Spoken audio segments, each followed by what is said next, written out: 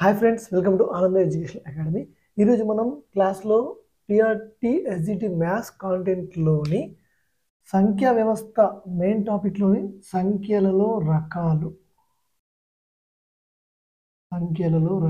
అంటే మనకు సిలబస్లో టాపిక్ నేమ్ ఇలా ఉండదు, కానీ ఒకసారి చూడండి. మనం సింపుల్గా టాపిక్ నేమ్ ఇలా చెప్పుకున్నాం. ఇందులో ఏమేమి కవర్ అవుతాయి అంటే మనకు సహజ సంఖ్యలు, పూర్ణాంకాలు, పూర్ణ సంఖ్యలు, అకర్ణీయ సంఖ్యలు, కర్ణీయ సంఖ్యలు, వాస్తవ సంఖ్యలు, ఇవన్నీ మనకి ఇందులో కవర్ అవుతాయి. ఇప్పటి వరకు మనం చెప్పుకున్న క్లాసెస్ ఏంటి అంటే ఎస్జిటి మ్యాథ్స్ కాంటెంట్లో సంఖ్యా వ్యవస్థలు టాపిక్స్. ఇప్పటివరకు ఏమేమి అయిపోయాయి మనకు? సంఖ్యల గురించి తెలుసుకుందాం, సంఖ్యలతో ఆడుకుందాం, కాసావు గాసాబా అండ్ సంఖ్యలో రకాలు. ఇవి కాకుండా మనకి ఇంకా ఒక 3 టాపిక్స్ ఉన్నాయి, సబ్ టాపిక్స్. ఏంటేంటి?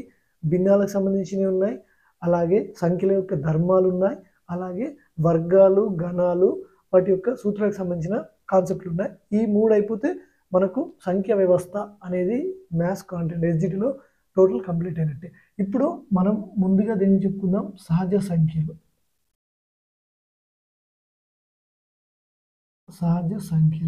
మనం ఇంగ్లీష్లో న్యాచురల్ నెంబర్స్ అంటుంటాం. అంటే మనం సామాన్యంగా లెక్కించే సంఖ్యల్ని, మనం ఏదైనా వస్తువుల్ని 1 2 3 4 ఇలా సో అండ్ సో లెక్క పెడతాం కదా, వీటిని మనం ఏమంటామంటే సహజ సంఖ్యలు అంటాం. Natural numbers. ఇందులో అతి చిన్నదైన సహజ సంఖ్య ఏది? చూడండి, అతి చిన్న సహజ సంఖ్య చెప్పండి, ఏదండి? 1. ఓకేనా? మనకు ప్రతి సంఖ్యల విషయంలో ఏమంటామంటే, ఓకే ఇక్కడ అతి చిన్న చెప్పుకున్నాం కదా, అలాగే అతి పెద్ద సహజ సంఖ్య ఏది మనం చెప్పలేం. అతి పెద్ద సహజ సంఖ్యని మనం చెప్పలేం, మనకు ఇన్ఫైనైట్, మనం దాన్ని నిర్వచించలేం. అలాగే ఈ పాయింట్స్లో చిన్నగా అలా అలా అలా గుర్తుపెట్టుకోవడం అంతే. అలాగే ప్రతి 4 తీసుకోండి, 2 3 4 ఉన్నాయి కదా, ఇలా 3కి సంబంధించి ఈ 2ని ఏమంటామంటే పూర్వ సంఖ్య అంటాం. జస్ట్ గుర్తుపెట్టుకోండి, పూర్వ సంఖ్య. అలాగే ఈ 4ని ఏమంటామంటే ఉత్తర సంఖ్య. పూర్వ సంఖ్య, ఉత్తర సంఖ్య. అంటే సహజ సంఖ్యల్లో 5 యొక్క ఉత్తర సంఖ్య ఎంత అంటే 6, 5 యొక్క పూర్వ సంఖ్య ఎంత అంటే 4. ఇలా గుర్తుపెట్టుకోండి. ఇప్పుడు ఇదెందుకు చెప్పుకున్నామంటే, మనకు పూర్వ సంఖ్య లేనటువంటి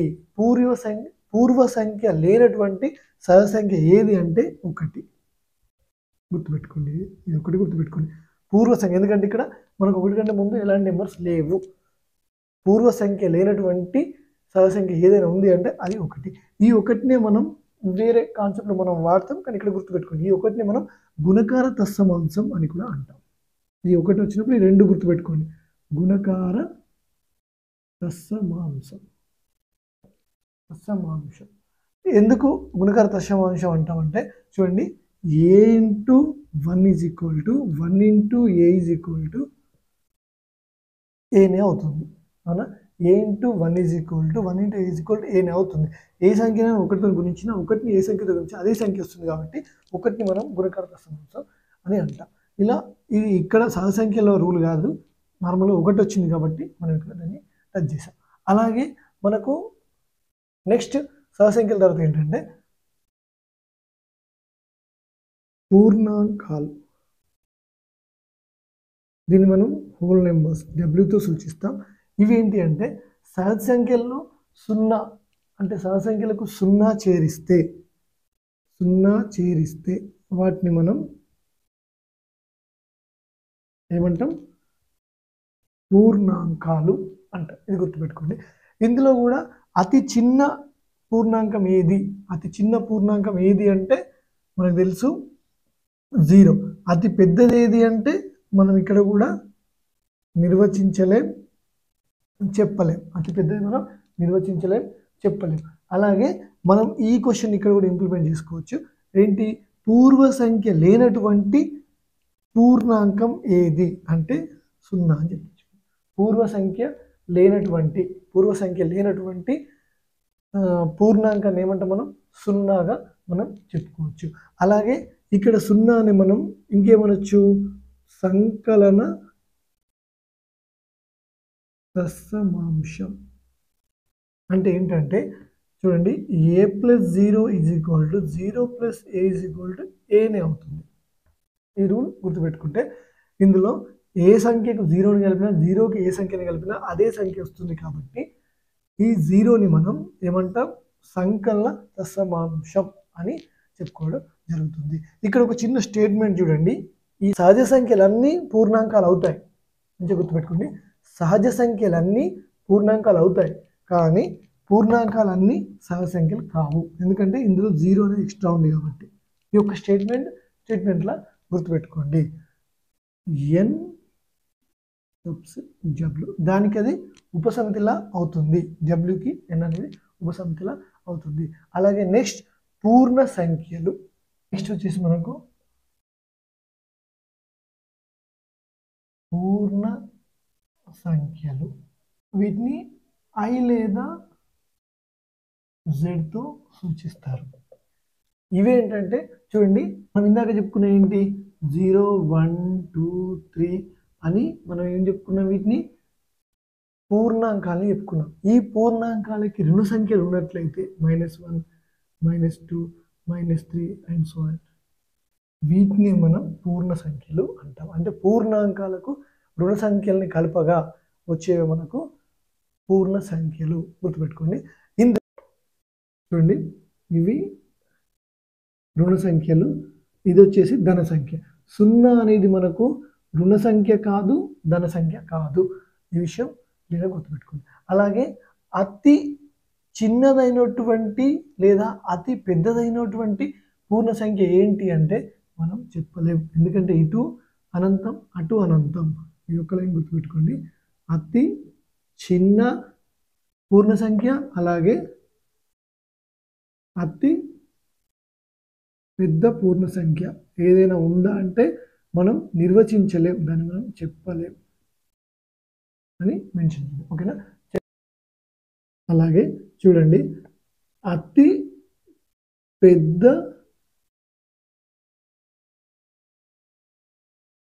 పెద్దదైనటువంటి రుణ పూర్ణ సంఖ్య చెప్పండి. మనకు సంఖ్యారేఖ పైన ఎడమ నుంచి కుడిపోయిన కొద్ది విలువలు పెరుగుతూ ఉంటాయి కాబట్టి ఇందులో పెద్దది ఏది రుణ సంఖ్యలో? -1 అనేది పెద్దది. అతి పెద్ద రుణపూర్ణ సంఖ్య ఏది? -1. అలాగే అతి చిన్న ధనపూర్ణ సంఖ్య ఏది? ఇందులో మనకు అతి చిన్న ధనపూర్ణ సంఖ్య ఏది? +1. ఈ యొక్క లైన్ గుర్తుపెట్టుకోండి. ఓకేనా. అలాగే ఈ పూర్ణ సంఖ్యలకు సంబంధించి కూడా ఒకటి లేదా రెండు స్టేట్మెంట్స్ ఉన్నాయి, గుర్తుపెట్టుకోండి. మనకు పూర్ణాంకాలన్నీ పూర్ణ సంఖ్యలు అవుతాయి కానీ పూర్ణ సంఖ్యలన్నీ పూర్ణాంకాలు కావు. నెంబర్ 1. మనకు పూర్ణాంకాలు అంటే ఏంటి? ఇక్కడ నుంచి పూర్ణాంకాలన్నీ మనకేమవుతాయి? పూర్ణ సంఖ్యలు అవుతాయి కానీ పూర్ణ సంఖ్యలన్నీ పూర్ణాంకాలు మాత్రమే కావు. అలాగే మనకు సహజ సంఖ్యలన్నీ కూడా పూర్ణ సంఖ్యలు అవుతాయి. ఈ రెండు లైన్స్ సింపుల్గా గుర్తుపెట్టుకోండి. అలాగే మనకు సంఖ్యారేఖ పైన కూడిక, సంఖ్యారేఖ పైన గుణకారం అనేటివి చాలా కొంచెం లెంతీగా ఉన్నాయి టెక్స్ట్ బుక్స్లో. వాటిని సింపుల్గా ఇలా చూద్దాం, ఎందుకంటే మనకు కాంపిటేటివ్ ఎగ్జామ్లో ఎంతవరకు పోయామో అంతవరకే చూద్దాం. ఫర్ సపోజ్ ఒక ధన పూర్ణ సంఖ్యకి ఇంకొక ధన పూర్ణ సంఖ్యను కలిపినట్లయితే మనకు వచ్చే ఫలితం ధన పూర్ణ సంఖ్యనే వస్తుంది. నెంబర్ 1. ఓకేనా. అలాగే ఒక ధన పూర్ణ సంఖ్య నుంచి ఒక రుణపూర్ణ సంఖ్యను కలిపిన, ఇక్కడ తీసివేసిన అంటాం మనం. అలాంటప్పుడు వాటిలో ఏది పెద్దదైతే ఆ గుర్తు దానికి వస్తుంది. ఏది పెద్దదైతే ఆ గుర్తు దానికి వస్తుంది. అంటే చూడండి, ఇది చేస్తే అర్థమవుతుంది. సపోజ్ +5 -3 ఆన్సర్ ఎంత? మనం తీసివేతనే చేస్తాం. ఓకేనా. కానీ దాని గుర్తు అనేది పెద్దదానికి ఏ గుర్తు ఉంటే ఆ గుర్తు వస్తుంది. ఇప్పుడు చూడండి, ఇదే ఎగ్జాంపుల్ 5 - 8 చేయడం తీసివేతనే 3, బట్ గుర్తు మాత్రం 8కి మైనస్ ఉంది కాబట్టి మైనస్ వస్తుంది. ఓకేనా. అలాగే ఒక రుణపూర్ణ సంఖ్యకి ఇంకొక రుణపూర్ణ సంఖ్యను కలిపినట్లయితే మనకు దానికి వచ్చేటువంటి గుర్తు మైనసే ఉంటుంది, కానీ దాన్ని మనం కూడిక చేస్తాం. దాన్ని చేయడం మనం సింపుల్గా కూడిక చేస్తే దాని గుర్తు మైనస్ అవుతుంది. అంటే చూడండి, ఫర్ సపోజ్ -3 -5 అంటే వీటిని మనం కూడిక చేస్తాం, గుర్తు మాత్రం మైనసే ఉంటుంది. ఓకేనా? ఎందుకు చేస్తామంటే సంఖ్యారేఖ పైన కూడినప్పుడు కుడివైపు అలా వెళ్ళడం, తీసేసినప్పుడు ఎడమ వైపు రావడం జరుగుతుంటాయి. కాబట్టి మీరు సింపుల్గా ఇలా గుర్తుపెట్టుకోండి. ఇది మనకు తెలిసిందే. ఫర్ సపోజ్ +3కి +5 కలిపితే +8 వస్తుంది. అలాగే ఒక సంఖ్య ధనం, ఒక సంఖ్య పూర్ణ సంఖ్య అయినట్లయితే మనం చేయడం తీసివేతనే చేస్తాం, కానీ ఆ పెద్ద సంఖ్యకు ఏ గుర్తుందో ఆ గుర్తును అలా పెట్టడం జరుగుతుంది. అలాగే 2 పూర్ణ సంఖ్యల విషయంలో మనం కూడిక చేయాల్సి వస్తే దాన్ని ఖచ్చితంగా మనం చేయడం కూడికనే చేస్తాం, కానీ గుర్తు మాత్రం మైనస్ గుర్తుని ఉపయోగిస్తాం. అలాగే మనం వీటి యొక్క ధన పూర్ణ సంఖ్యలు, రుణ పూర్ణ సంఖ్యల యొక్క గుణకారం చూసినట్లయితే చూడండి, ధన పూర్ణ సంఖ్యతో గుణకారం చేస్తే ధనపూర్ణ సంఖ్యనే వస్తుంది. అలాగే ధనపూర్ణ సంఖ్యని రుణపూర్ణ సంఖ్యతో గుణకారం చేస్తే రుణపూర్ణ సంఖ్య వస్తుంది. అలాగే రుణపూర్ణ సంఖ్యని ధనపూర్ణ సంఖ్యతో చేస్తే మనకు రుణపూర్ణ సంఖ్య వస్తుంది. రుణపూర్ణ సంఖ్యని రుణపూర్ణ సంఖ్యతో చేస్తే మనకు ధనపూర్ణ సంఖ్య వస్తుంది. ఓకేనా? చూడండి, ఫర్ సపోజ్ ఫస్ట్ వన్ దానికి చూడండి, 5 × 3 = 15 వస్తుంది. ఓకేనా? అలాగే 5 × -3 ఏమొస్తుంది? -15. మనం ఏం చెప్పాం? Plus into minus minus, plus into minus minus. అలాగే ఇది చూడండి, -5 × +3 దట్ ఈజ్ ఈక్వల్ టు -15. అలాగే ఇది చూడండి, -5 × -3, మైనస్ ఇంటూ మైనస్ ప్లస్ అని చెప్పాం, +15. ఇలా పూర్ణ సంఖ్యల యొక్క గుణకారంలో ఇలా ఉంటుంది. గుణకారం ప్రక్రియ అనేది ఇలా ఉండడం జరుగుతుంది. అలాగే ఇంకొక లైన్ చూడండి, ఒక పూర్ణ సంఖ్య ఏ అనే పూర్ణ సంఖ్యను 0తో భాగిస్తే మనం దాని యొక్క ఆన్సర్ నిర్వచింపబడదు అని గుర్తుంచుకోండి. 0తో 5/0 అంటే మనకు ఇన్ఫైనైట్ అన్నట్టే, 6/0 అన్నా మనకు ఇన్ఫినిట్ అన్నట్టు. అలా గుర్తుపెట్టు. అలాగే ఒక పూర్ణ సంఖ్యను 1చే భాగాహారం చేస్తే మనకు అదే పూర్ణ సంఖ్య అనేది వస్తుంది. 5/1 అంటే 5, 6/1 అంటే 6, ఇలా మనకు రావడం జరుగుతుంది. నెక్స్ట్ ఇప్పుడు చూడండి, సహజ సంఖ్యలు, పూర్ణాంకాలు, పూర్ణ సంఖ్యలు. నెక్స్ట్ ఏంటి? అకర్ణీయ సంఖ్యలు, కర్ణీయ సంఖ్యలు, వాస్తవ సంఖ్యలు ఇవి ఉన్నాయి. నెక్స్ట్ అకర్ణీయ సంఖ్యలు చెప్పుకుందాం. నెక్స్ట్ టాపిక్ వచ్చేసి అకర్ణీయ సంఖ్యలు.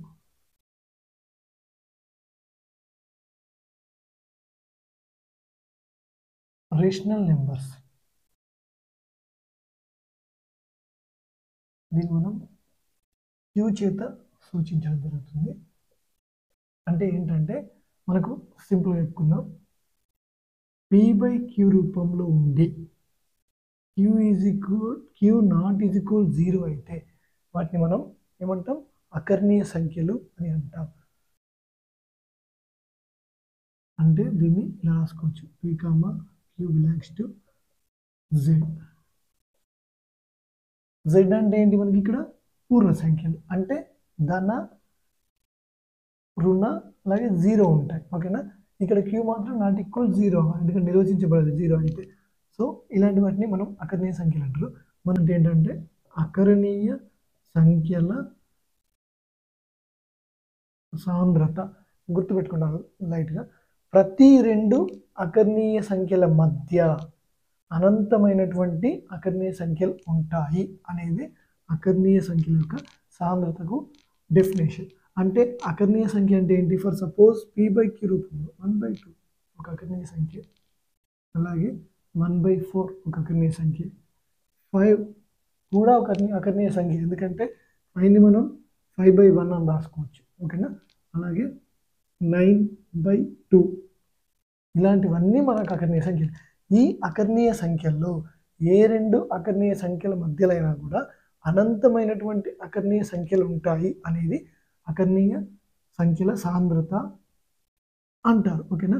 అంటే ఫర్ సపోజ్ మనకు 1/2 1/4 అనే అకర్ణీయ సంఖ్యల మధ్య 1/2 1/4 అనే అకర్ణీయ సంఖ్యల మధ్య మనకు ఎన్ని అకర్ణీయ సంఖ్యలు ఉంటాయి అంటే అనంతం. ఇలా గుర్తుపెట్టుకోండి. ఎన్ని అకర్ణీయ సంఖ్యలు ఉంటాయంటే అనంతమైన అకర్ణీయ సంఖ్యలు ఉంటాయి అనేది గుర్తుపెట్టుకోవాలి. అకర్ణీయ సంఖ్యల గురించి మనం రెండు విధాలుగా డిస్కస్ చేసుకుంటాం. ఒకటి ఏంటంటే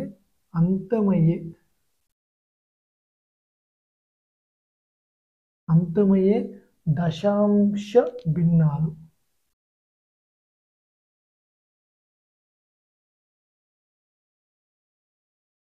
అలాగే అంతం కాని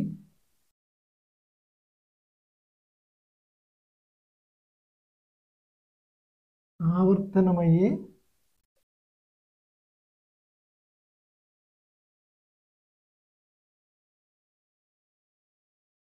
దశాంశ భిన్నాలు. ఇది చూడండి, అంటే మనకు ఈ అంతమయ్యే దశాంశ భిన్నాలు, అంతం కాని ఆవర్తనమయ్యే దశాంశ భిన్నాలు అనేది మనకు 10th క్లాస్ మ్యాథ్స్లో ఉన్నాయి. అంటే మనకు ఈ సంఖ్యల రకాలకు సంబంధించిన ఈ టాపిక్ మనకు 5th to 10th class maths అనేది మనకు కవర్ అవుతుంది. మనకు రిలేటెడ్గా ఎస్జిటి కూడా మనం రిలేటెడ్ ఉంటే 10th కూడా చదవాలి కాబట్టి ఈ టాపిక్స్ మనకు అవసరమే. అంతమయ్యే దశాంశ భిన్నాలు ఏంటి అంటే ఫర్ సపోజ్ 1/2 ఉంది, మనం దీన్ని చేస్తే ఏమొస్తుంది 0.5 వస్తుంది, అవునా? అలాగే 1/4 ఉంది, దీన్ని చేస్తే 0.25. ఇవి మనకు ఆ దశాంశ భిన్న రూపంలో చేయగానే మనం భాగారం చేయగానే అంతమైనవి. అలాంటి వాటిని అంతమయ్యే దశాంశ భిన్నాలు అని అంటారు. అలా కాకుండా అంతం కానీ ఆవర్తనమయ్యే దశాంశ భిన్నాలు అంటే ఏంటి అంటే ఫర్ సపోజ్ 1/3 చేయండి, 0.333333 ఇలాంటి వాటిని ఏమంటామంటే మనం అంతం కాని ఆవర్తనమయ్యే. దీన్ని మనం ఈ పాయింట్ తర్వాత ఉన్నటువంటి ఈ దశాంశ స్థానంలో రిపీట్ అయ్యే దాన్ని మనం పైన బార్ పెట్టొచ్చు. ఇలా 3 బార్ అంటే 3 రిపీట్ అవుతుంది అని అర్థం. పెట్టుకున్నాం కదా. అలాగే నెక్స్ట్ 10/6 ఉంది, 10/6 తీసుకుంటే మనకి ఏమొస్తుంది 1.6 రిపీట్ అవుతూ ఉంటుంది, అంటే 1.6 బార్. ఇక్కడ మనకు 6 అనేది అంతం కాదు. ఫర్ సపోజ్ ఇది చూడండి ఒకసారి, నా మ్యాథ్స్ వాళ్ళకి పనిచేస్తుంది. 1 చేసినట్లయితే దీన్ని మనం చేయలేం కాబట్టి పాయింట్ పెట్టుకుంటాం. 0 3 9 1 మళ్ళీ పోదు కాబట్టి 0 మళ్ళీ 3 9 మళ్ళీ పోదు కాబట్టి 1 వస్తుంది, పోదు కాబట్టి 0 పెట్టుకుంటాం, 3 9 1 పెట్టుకుంటాం, 0 9. ఇలా మనం ఎన్నిసార్లు చేసినా ఇది ఒక దగ్గర అంతం కాదు. అలాంటి వాటిని అంతం కాని ఆవర్తనమయ్యే దశాంశ భిన్నాలు అని అంటాం. వాటికి ఎగ్జాంపుల్గా ఇవి చెప్పుకోవచ్చు. ఆవర్తనమయ్యే దశాంశ భిన్నాలు అంటే అంతం కాని ఆవర్తనమయ్యే దశాంశ భిన్నాలు కూడా మళ్ళీ మనకు 2 టైప్స్. ఇవి మనకు 2 ఏంటంటే శుద్ధ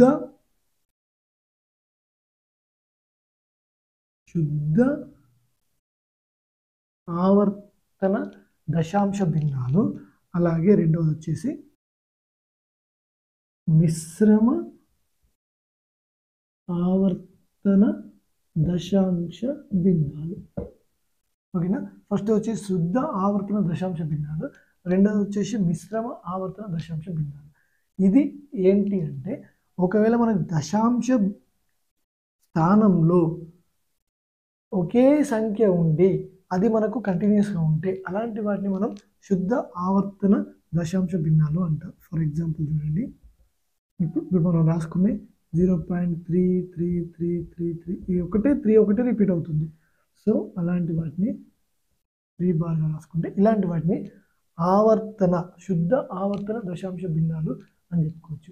అలాగే మనకు మిశ్రమ ఆవర్తన దశాంశ భిన్నాల్లో చూడండి, మనకు సపోజ్ 6.25555 అని ఉంది.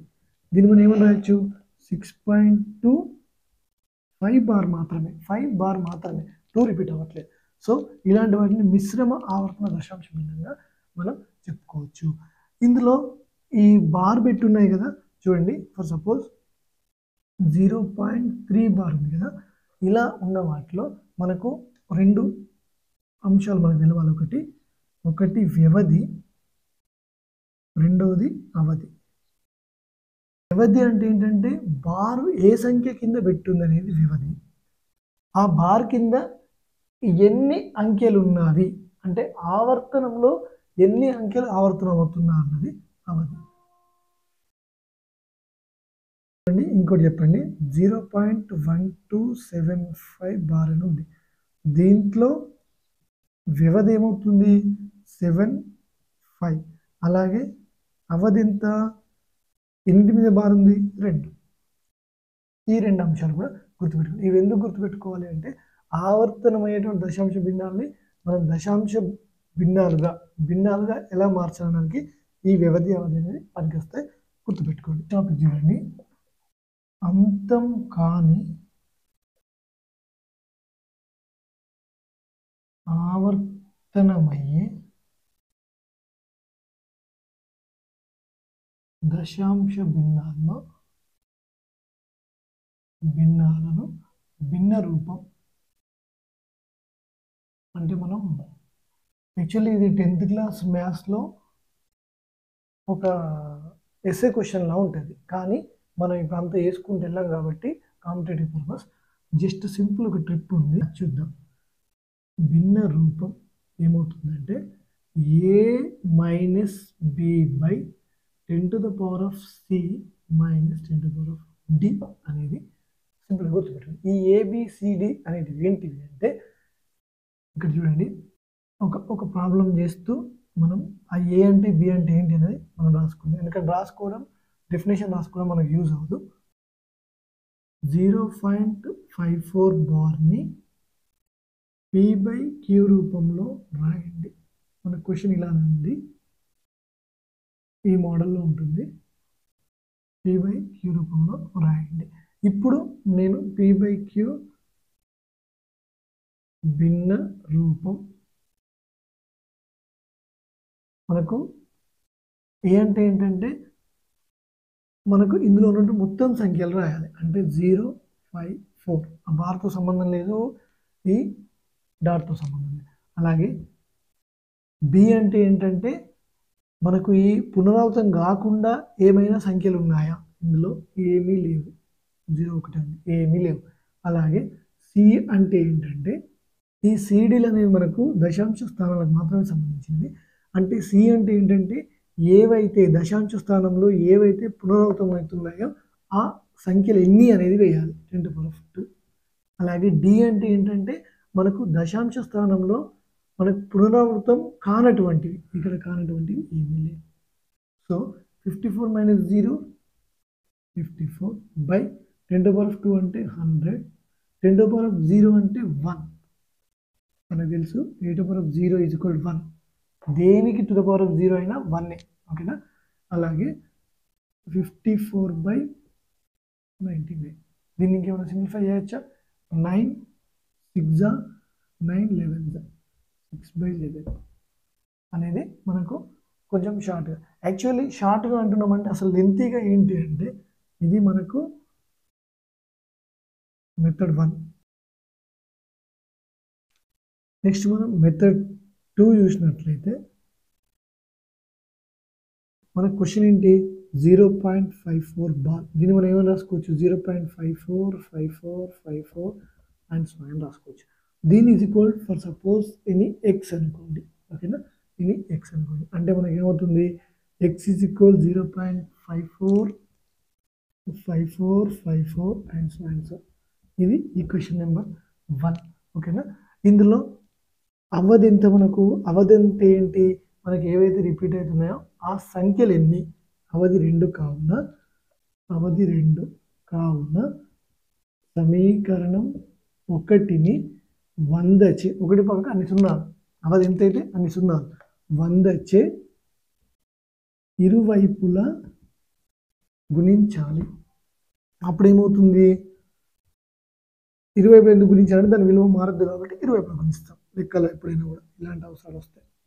100 ఇంటూ 0.545454 అండ్ సో అప్పుడు ఏమవుతుంది 100x ఈజ్ ఈక్వల్ టు మనకు 100తో గుణించినాం కాబట్టి పాయింట్ అనేది 2 స్థానాలు అటువైపు జరుగుతుంది. ఓకేనా, అంటే 54.545454 అండ్ సో ఇది equation number 2.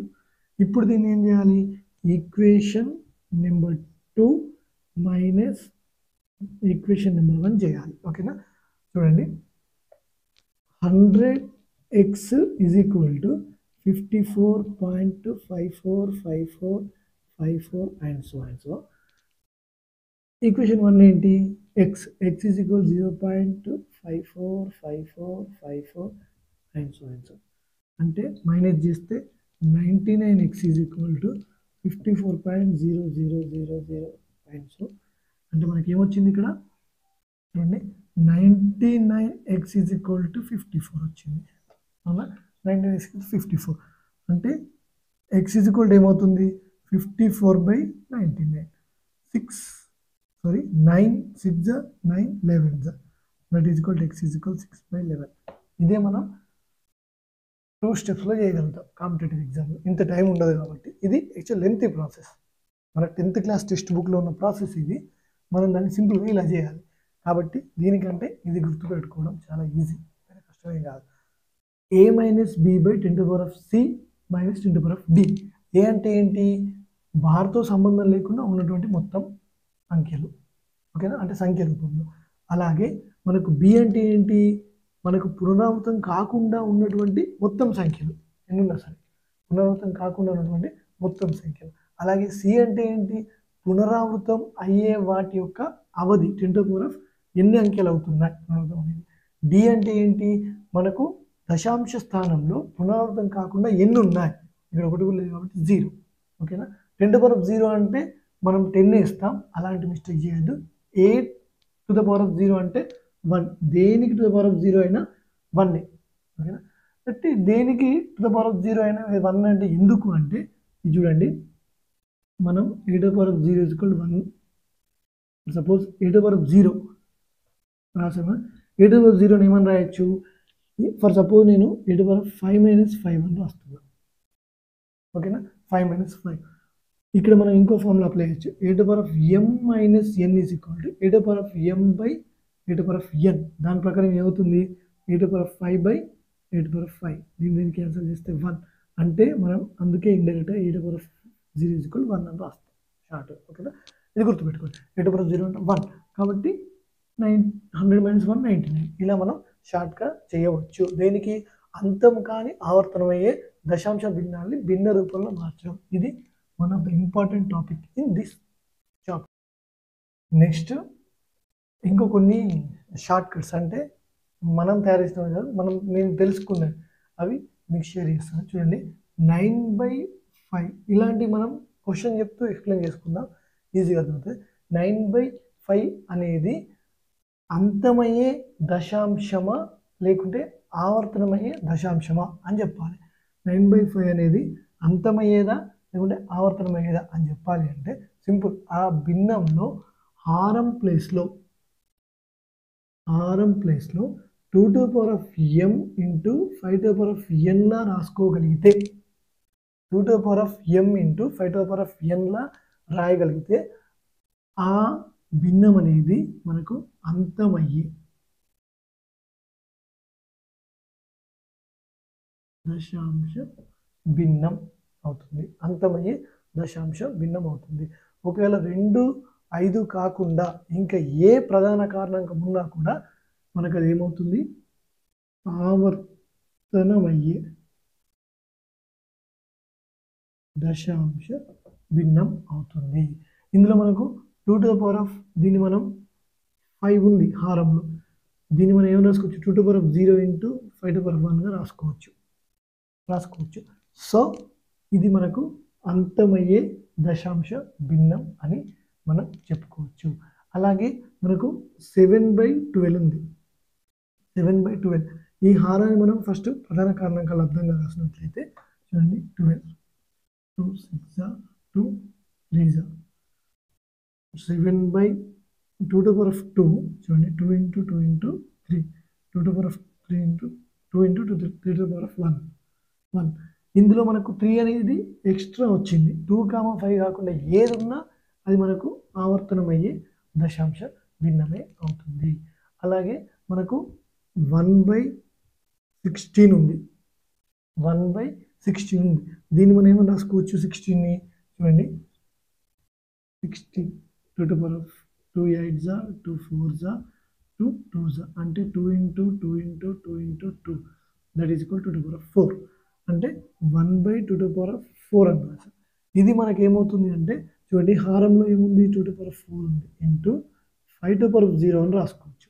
So 2 to the power of m into 2 to the power of 5 to the power of n ఇలా ఉంది కాబట్టి ఇది మనకు అంతమయ్యే దశాంశ భిన్నంగా దీన్ని మనం రాసుకోవచ్చు.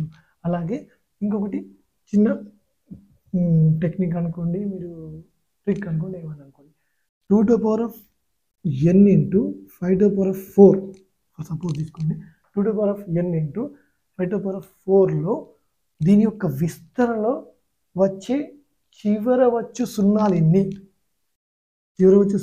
అంటే దీన్ని మనం 2 to the power of m into 5 to the power of n రూపంలో ఉన్నప్పుడు వీటిలో ఏ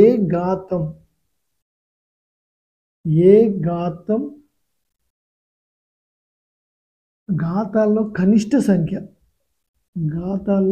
కనిష్ట సంఖ్య ఎంతో గుర్తుపట్టాలి. ఎంత ఇందులో 7 4 ఘాతాలు ఎన్ని మనకు 7 4 అందులో కనిష్టం ఎంత 4 కాబట్టి దీని విస్తరణలో మనకి ఎన్ని సున్నాలు వస్తాయంటే 4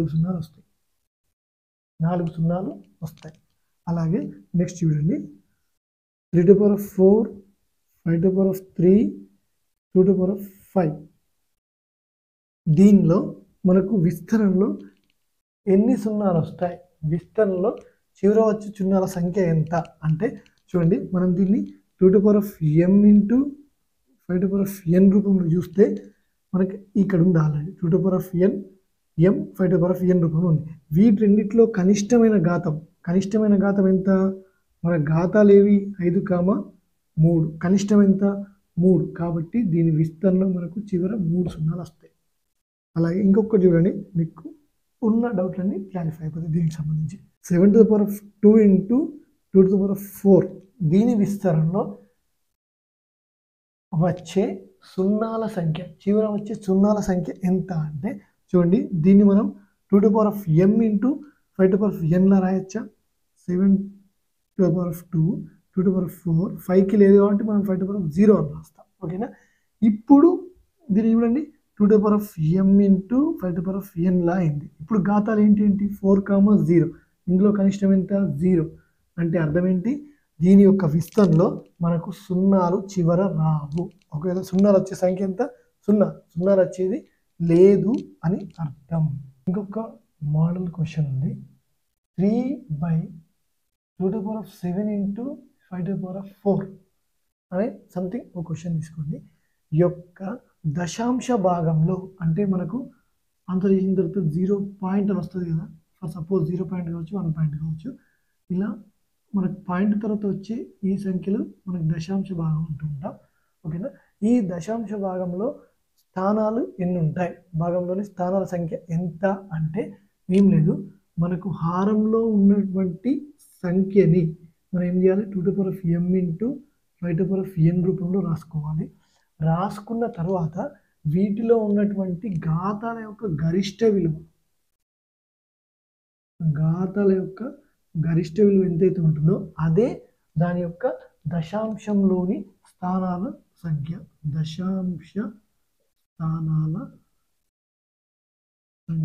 అవుతుంది. ఇప్పుడు చూడండి ఇది 2 to the power of 7 into 5 to the power of 4 రూపంలో ఉంది.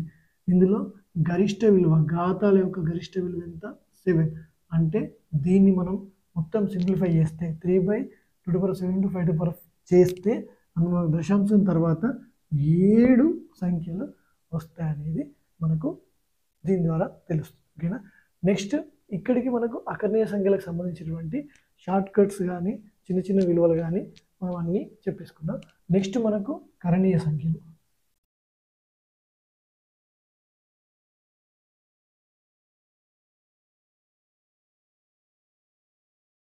నెక్స్ట్ మనకు కరణీయ సంఖ్యలు. ఈ కరణీయ సంఖ్యలు అంటే ఏంటంటే అకర్ణీయ సంఖ్యలు కానివి వీళ్ళని మనం కరణీయ సంఖ్యలు అని చెప్పుకుంటాం.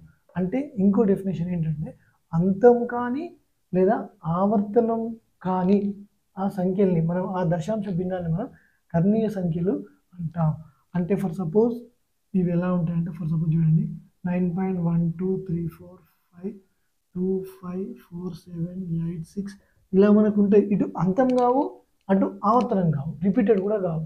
అలాంటి వాటిని మనం అంతం కాని ఆవర్తనం కాని దశాంశ భిన్నాన్ని మనం కర్ణీయ సంఖ్యలు అంటాం. మనకు ఇంకా సింపుల్గా చెప్పాలంటే n అనేది ఒక పరిపూర్ణ వర్గం కాకపోతే రూట్ nని మనం కర్ణీయ సంఖ్య అని చెప్పుకోవచ్చు. అంటే √2, √3, √5, √7 వీటిని మనం కర్ణీయ సంఖ్యలని చెప్పుకోవచ్చు. మొదటగా ఈ కర్ణీయ సంఖ్యల్ని గుర్తించింది ఎవరు అంటే పైథాగోరియన్లు. మనకు మొదటగా కర్ణీయ సంఖ్యలను గుర్తించింది ఎవరు? పైథాగోరియన్లు. వీళ్ళు గుర్తించిన మొట్టమొదటి కర్ణీయ సంఖ్య ఏది అంటే √2. అలాగే మనకు పై అనేది కూడా ఒక కర్ణీయ సంఖ్య. పై అంటే మనం ఇంకోటి గుర్తుపెట్టుకోవచ్చు, 14th మార్చ్ ఈ డేట్ గుర్తుపెట్టుకోండి. దీన్ని పై దినోత్సవంగా మనం జరుపుకుంటూ ఉంటాం. పై విలువను మొదట కనుగొన్నది ఎవరు అంటే ఆర్కిమెడిస్. అలాగే ఈ పై విలువలో దశాంశ స్థానాల్లో సవరించి 4 దశాంశ స్థానాల వరకు కనుగొన్న భారతీయ గణితవేత్త ఎవరు అంటే మనకు ఆర్యభట్ట. పై విషయంలో ఏంటంటే దాని దశాంశ స్థానాలను 4 స్థానాలకు సవరించి కనుగొన్నది ఎవరు? భారతీయ గణితవేత్త ఎవరు అంటే ఆర్యభట్ట. ఇది మనకు కర్ణీయ సంఖ్యలో చిన్న పాయింట్స్ మనం చెప్పుకోవచ్చు. అలాగే ఇంకోటి A, B మధ్యలో ఉండే కర్ణీయ సంఖ్యలు ఎన్ని అంటే మనకు √a/b అనేది మనం చెప్పుకోవచ్చు. రెండు కర్ణీయ సంఖ్యల యొక్క లబ్ధం అనేది అకర్ణీయ సంఖ్య అయితే వాటిలో ఒకదానికొక్కదాన్ని మనం అకర్ణీయ గుణకం అని అంటాం. ఫర్ సపోజ్ √2 చేస్తే మనకు √2 హోల్ స్క్వేర్ వస్తుంది, 2 వస్తుంది. అంటే రెండు అకర్ణీయ సంఖ్యల లబ్ధం అనేది మనకు అకర్ణీయ సంఖ్య అయింది కాబట్టి √2 మనకి ఏమవుతుంది? అకర్ణీయ గుణకం అనేది అవుతుంది. అలాగే మనకు రెండు కర్ణీయ సంఖ్యల మొత్తం లేదా రెండు కర్ణీయ సంఖ్యల లబ్ధం అనేది అకర్ణీయ సంఖ్య అయితే వాటిని మనం సంయుగ్మకరణులు అంటాం. గుర్తుపెట్టుకోండి, సంయుగ్మకరణి అంటే రెండు అకర్ణీయ సంఖ్యల యొక్క మొత్తం, రెండు అకర్ణీయ సంఖ్యల యొక్క లబ్ధం అనేది అకర్ణీయ సంఖ్య అయితే వాటిని ఏమంటాం మనం? సంయుగ్మకరణులు అని అంటాం. అంటే a - √bకి సంయుగ్మకరణి ఏంటి? a + √b అనేది సంయుగ్మకరణి అవుతుంది. దీనికి సంబంధించి మనకు చాలా విధాలుగా ప్రూఫ్ చేయొచ్చు, కానీ ఇప్పుడు మన కాన్సెప్ట్ అది కాదు. సింపుల్గా గుర్తుపెట్టుకునే ప్రయత్నం చేయండి. ఇక్కడ మైనస్ ఉంది కాబట్టి ఇక్కడ ప్లస్ ఉంటుంది. అలా ఉండే వాటి యొక్క సంయుగ్మకరణులు. ఓకేనా? ఈ రెండింటి యొక్క లబ్ధమైన, ఈ రెండింటి యొక్క మొత్తమైన మనకు అకర్ణీయ సంఖ్య అవుతుంది. మనకు ఇక్కడ p అనేది ఒక అకర్ణీయ సంఖ్య అయి, అలాగే q అనేది ఒక కర్ణీయ సంఖ్య అయితే, p అనేది ఒక అకర్ణీయ సంఖ్య, q అనేది ఒక అకర్ణీయ సంఖ్య అయితే చూడండి, p + q, అలాగే p - q, అలాగే p × q. ఓకేనా? అలాగే p/q ఇవన్నీ కూడా మనకు కరణీయ సంఖ్యలే అవుతాయి. ఇది ఒకటి గుర్తుపెట్టుకోండి. ఓకేనా? నెక్స్ట్ మనకు వచ్చేసి అకర్ణీయ సంఖ్యల తర్వాత మనకు వాస్తవ సంఖ్యలు.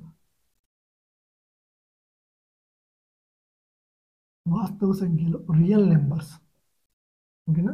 రియల్ నెంబర్స్ అంటే ఏంటంటే మనకు అకర్ణీయ సంఖ్యలు, కర్ణీయ సంఖ్యలు వీటన్నిటిని కలిపి మనం రియల్ నెంబర్స్ అంటాం. వీటికి సంబంధించి మనకు 10th క్లాస్లో ప్రాబ్లమ్స్ ఉన్నాయి, వాటి మనం నెక్స్ట్ క్లాసెస్లో మనం చెప్పుకుందాం. వీటికి సంబంధించి మనకు చిన్న చిన్న ఫార్ములాస్ ఉన్నాయి, ఒకసారి చూడండి. √ab ఉంటే √a × రూట్ బి.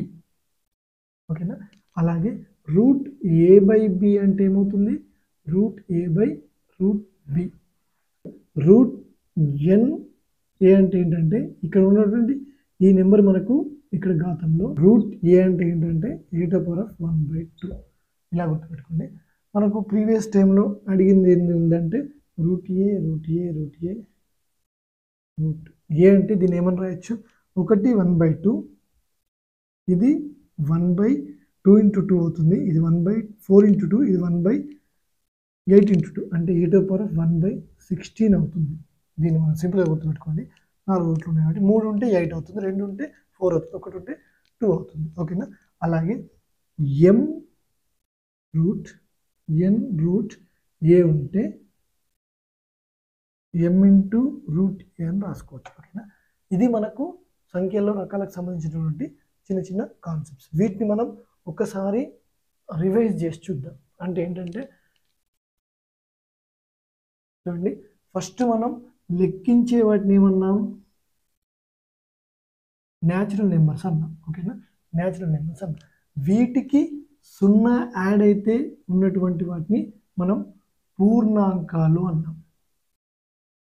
ఓకేనా? వస్తే పూర్ణాంకాలు అన్నాం. వీటికి రుణ సంఖ్యలు యాడ్ అయితే మనం వాటిని ఏమన్నాం? పూర్ణ సంఖ్యలు అన్నాం. అలాగే ఇవి కాకుండా మనకు p/q రూపంలో ఉంటే ఏమన్నాం? వాటిని అకరణీయ సంఖ్యలు అన్నాం. ఏమన్నాం? అకరణీయ సంఖ్యలు అన్నాం. అకరణీయ సంఖ్యలు కాకుండా మనకు మిగిలిన వాటిని మనం కరణీయ సంఖ్యలు అన్నాం. అంటే √2 కావచ్చు, √3 కావచ్చు, √5 ఇలాంటి వాటిని కరణీయ సంఖ్యలు అన్నాం. ఓకేనా? ఇవి కాకుండా మనకు వీటన్నిటిని కలిపే మనం ఏమంటాం? వాస్తవ సంఖ్యలు అంటాం. Real numbers.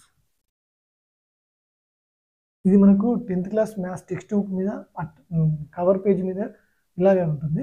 ఇదే ఫస్ట్ మనకు న్యాచురల్ నెంబర్స్ 1, 2, 3 నుంచి ఉండేటివి న్యాచురల్ నెంబర్స్. వాటికి 0 కలిపితే వచ్చేది పూర్ణాంకాలు. అలా కాకుండా రుణ సంఖ్యలు కలిపితే వచ్చేది పూర్ణ సంఖ్యలు. అవి p/q రూపంలో ఉండే సంఖ్యలు అయితే వాటిని మనం అకరణీయ సంఖ్యలు అంటాం. అలాగే √2, √3, √5 ఇలా ఆవర్తనం కానీ అంతం కానీ సంఖ్యలు ఉంటే వాటిని కరణీయ సంఖ్యలు అంటాం. వీటన్నింటి యొక్క సమ్మేళనాన్ని మనం వాస్తవ సంఖ్యలు, రియల్ నెంబర్స్ అంటాం. ఇవి మనకు సంఖ్యలో రకాలు. Okay friends, bye, thank you.